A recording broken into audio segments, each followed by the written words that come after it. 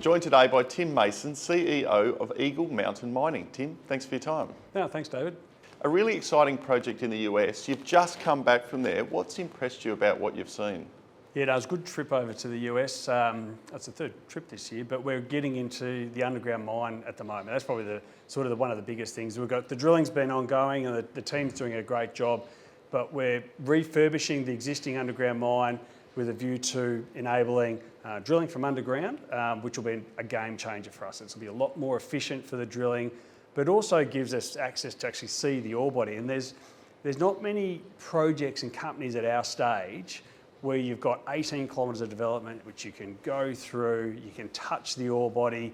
So a lot more information around like structural information and more metallurgical work as well. But the drilling in particular, that'll be an absolute game changer. The guys are doing a great job. It's going to be great to see this mine up and going. To get it up and going, it's about building the resource. How's the plans going and what's the goal? It is certainly about building the resource, but in particular, it's about getting more into the higher confidence categories because that's what feeds into the feasibility study. So that's really what we're focusing on, and that's what the underground rig's going to be doing. How much drilling's planned?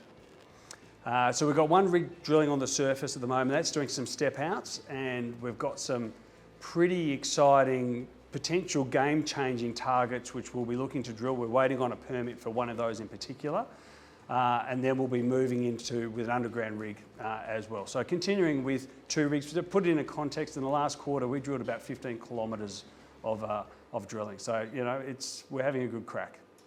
You also used the opportunity while in the US to walk the streets of New York, meet with investors, both old and new. What was the reaction? We're a US project, so it makes sense to get US investors, but the US investors they're really keen, which was great to see. So I would say that the US is probably a bit more optimistic than where the Australian market is right now.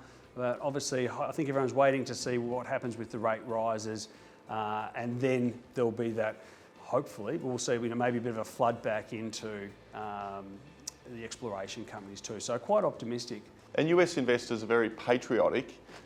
Supporting a local project, is that something key to them? Yeah, I think so. And also because it's copper, and the US, they're all trying to secure their own mineral supplies and make sure that they can put their hand on, the essential elements for decarbonisation. And everyone's looking around like, where's this going to come from? And so they're particularly interested for companies like ours and projects like ours to get into production. So that's really encouraging.